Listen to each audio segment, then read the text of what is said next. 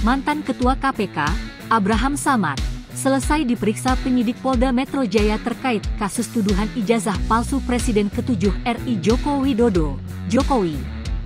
Abraham Samad dicecar 56 pertanyaan oleh penyidik.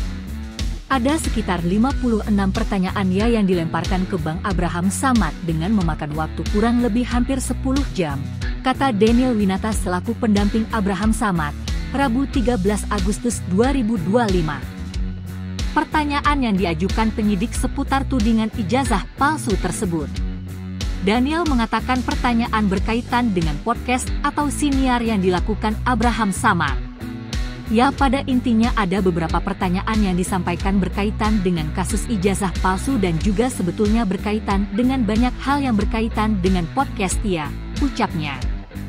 Terpisah, Abraham Samad menyampaikan rasa terima kasih atas dukungan terhadapnya.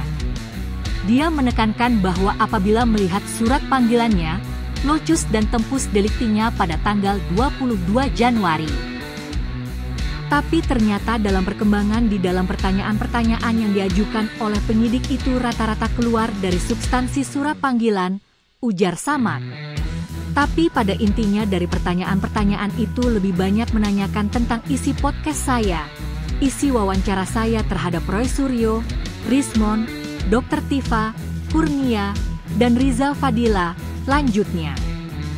Sebelumnya, Abraham Samad memenuhi panggilan Polda Metro Jaya dalam kasus tuduhan ijazah palsu Presiden ke-7 Joko Widodo, Jokowi. Dia mengatakan pemanggilan tersebut terkait dengan podcast atau siniar yang dibuatnya. Jadi podcast saya, silakan Anda lihat. Nonton semuanya.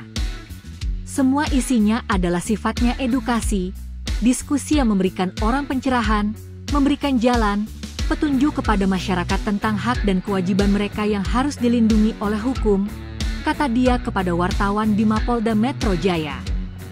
Itu isi podcast saya. Podcast saya bukanlah berisi podcast yang berisi konten-konten yang tidak berpendidikan atau konten-konten yang sifatnya entertain, lanjutnya.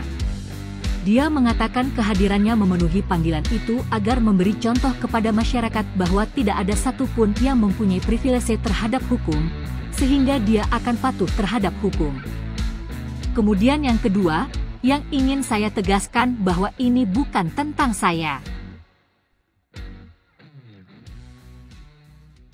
Download Tribun X sekarang, menghadirkan lokal menjadi Indonesia.